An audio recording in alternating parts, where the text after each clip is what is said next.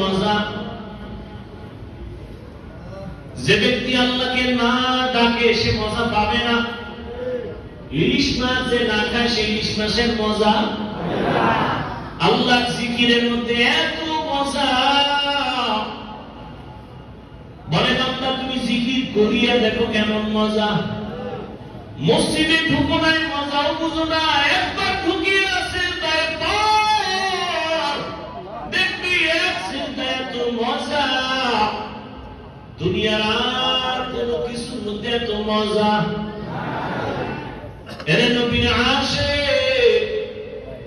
আসলে বয়ান তো আপনারাও কম জানেন না, জিকিরের ফজিলত তো আপনারাও কম জানেন না, নামাজের প্রয়োজন, নামাজ পড়লে লাভ তাও জানেন, পড়েন না কেন? জিকিরের ফজিলত জানেন, করেন না কেন?